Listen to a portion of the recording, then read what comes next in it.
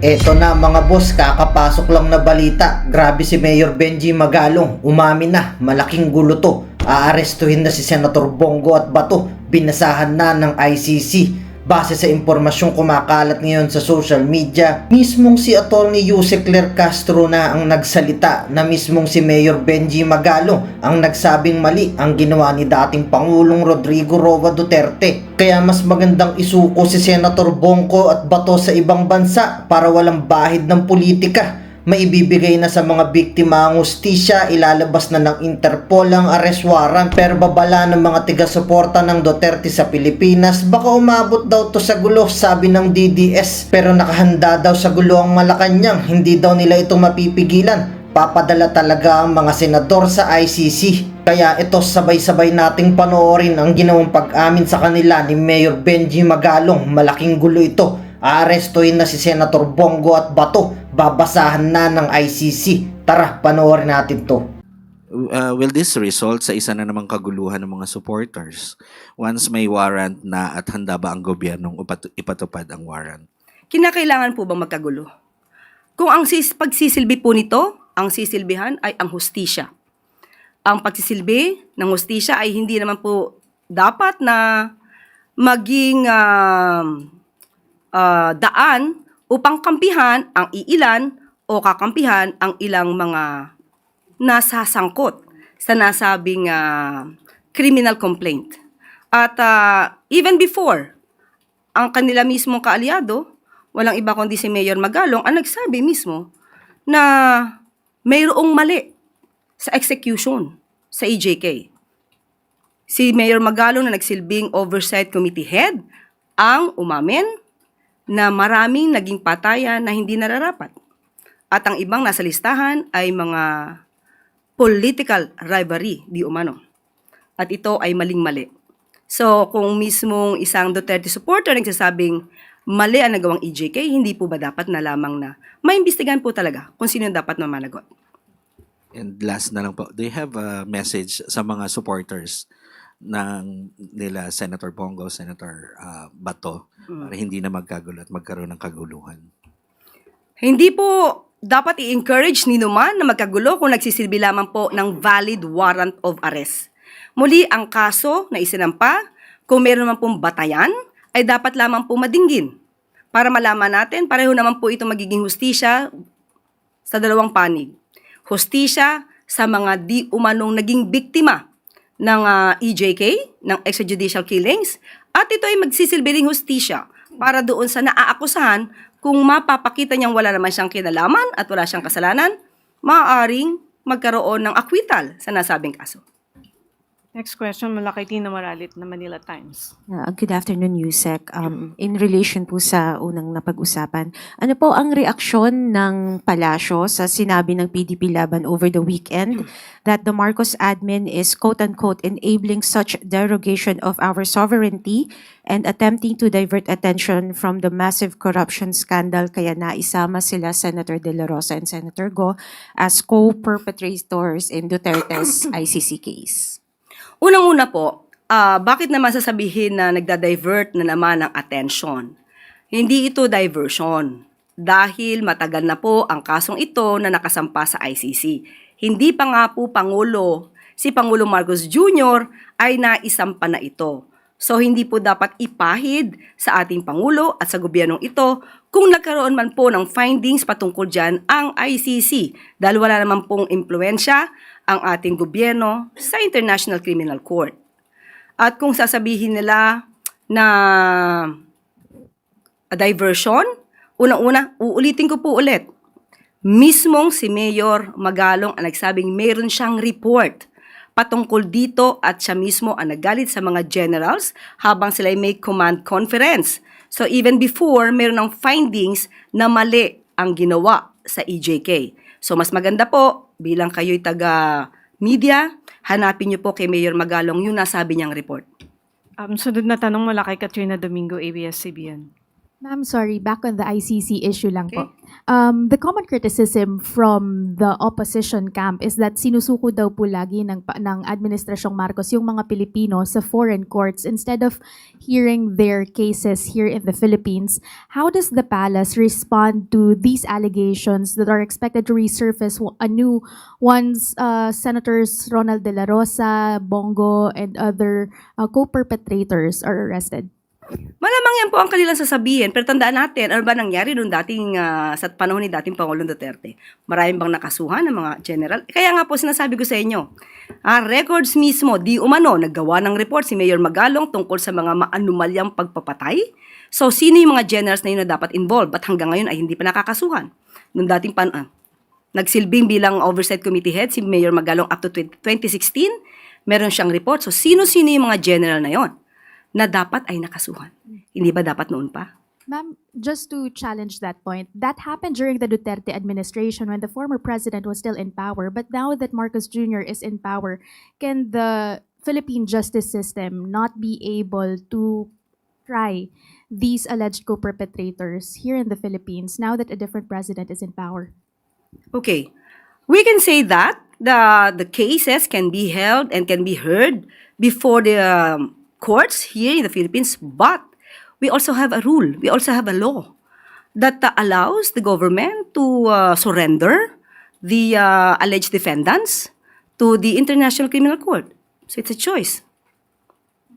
Para mas hindi mapolitika. Hindi ba mas maganda kung korte na hindi naiimpluwensyahan at hindi masasabing namumulitika ang siyang didinig para walang masabi, manalo man ang dating Pangulong Duterte, walang masasabi. Matalo man ang dating Pangulong Duterte at kanyang mga co-perpetrators, walang masasabi ang Pilipino. Dahil neutral yun. Hindi po maaaring impluwensyahan. Ma'am, last from my end, ito pong debate on whether or not dapat isuko sila overseas or here stems from the fact na the Philippines withdrew from the ICC, from the Rome Statute during the time of former President Duterte. With this, to settle this confusion nowadays, does the Marcos administration consider to rejoin the ICC? I know this question has been already raised in previous years, but with the current predicament, is there a form of reconsideration from the president? The president has not talked about that. He has not discussed that matter with all of us. None as of the moment. Next question from Ace Romero, Philippine Star.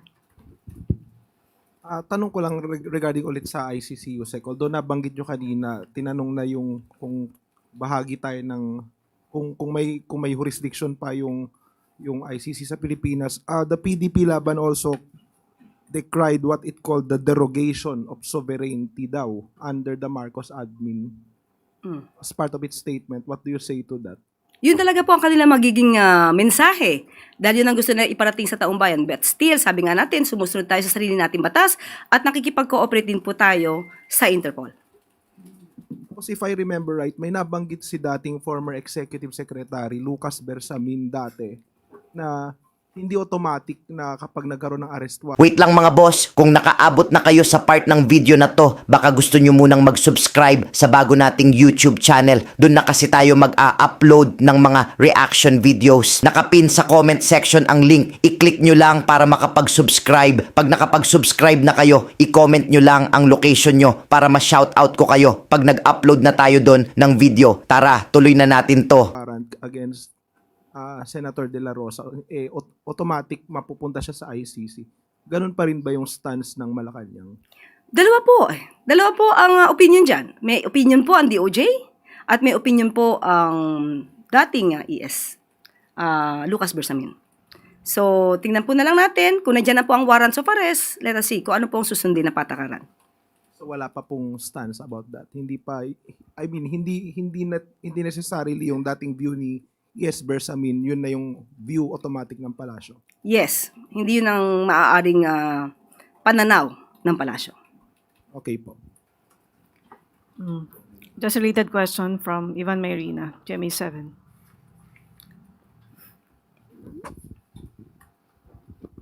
Yusek, good afternoon. Naninindigan po ba ang palasyo na walang jurisdiction ng ICC sa Pilipinas? Naninindigan ba ang Palasyo, ang na walang gobyerno. jurisdiction sa ang ICC sa Pilipinas sa ngayon?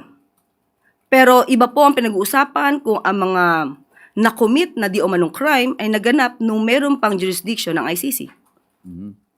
So, makikipagtulungan tayo sa Interpol but not with the ICC in the same way that we cooperated with the Interpol during the arrest of the former president. Ganun po mangyayari. Yun po ang nangyari before at yan din po ang mangyayari ngayon.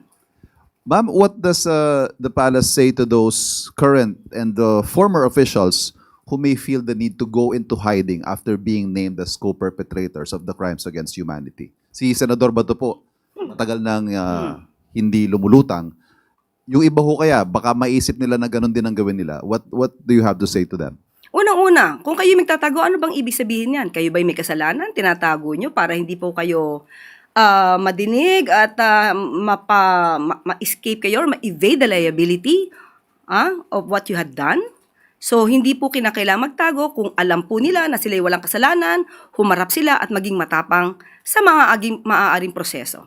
Ma'am, panghuli, ano ho ang magiging tingin ng gobyerno, ng Estado, sa 8 pinangalanan? Sila po ba ay mas babantayan? Sila po ba ay tututukan ng kanilang whereabouts?